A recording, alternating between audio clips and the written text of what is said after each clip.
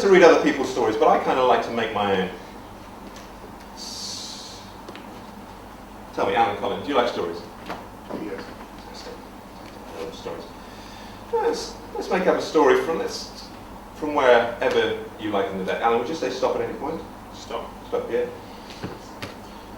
Okay. Let's see what we got. King. It's a good place to start a story, I guess. King 7. So, King Henry VII, say, who had 7 children, 3 of whom were girls, and 4 of whom weren't. Now, I think it was in 1509 that Henry died, leaving his second son to become Henry VIII, England's fattest monarch. That's right. Now, Henry's first wife was Spanish sexpot Catherine of Aragon, whom he married on condition that she provide him with Henry number 9. That's right. Now, when she failed to do so, he scored a 5 out of 10.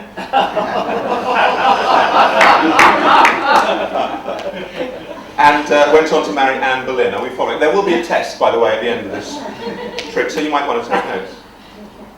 Now, Anne's daughter was flame-haired Elizabeth, who went on to become, of course, Queen Elizabeth I, about whom John Knox wrote the famous pamphlet, First Blast of the Trumpet Against the Monstrous Regiment of Women, thus inventing the style we now know as Mock Tudor.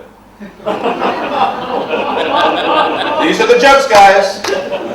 Thank you. Unfortunately, Anne was suspected of getting up to mischief, and she was decapitated, thus cutting Queen 2 into 2. That's English history for you. Don't even get me started on Irish history. Okay, let's give these a little mix up here.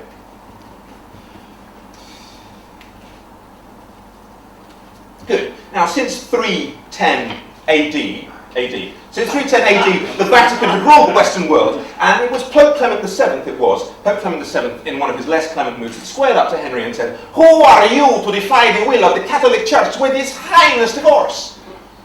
And Henry said, "I'm sorry, old chap, I have absolutely no idea what you just said. I have just one cornetto and a 99, please." He said, so Clement said, "Well, who are you to defy the will of the Catholic Church with this heinous divorce?" And he said, "Oh, I'm Henry VIII. I am." And of course he was excommunicated, and in revenge he dissolved the monasteries by leaving them out in the rain.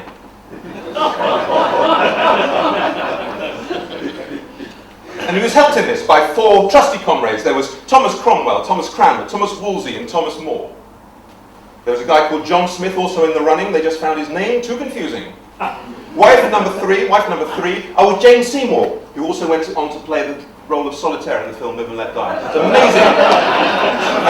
An amazing career arc when you think about it. Wife number four, he married sight unseen, which is a bit of a mistake because she wasn't a looker, let's face it. She wasn't a looker. He took one look at her, rubbed his glasses, because since 1066, English kings have been very careful about their eyesight. See. He took one look at her, scored a 3 out of 10, and went on to marry wife number 5. Wife number 5 was also suspected of having 6 before marriage. Maybe it was 7, I can't remember. And she went the same way as wife number 2, but never one to give up hope. Finally, the exhausted king married wife number 6, Catherine Parr, in 1543. And finally, in 28th of January 1547, the exhausted king celebrated his 55th year on earth by dying, leaving behind one very relieved queen.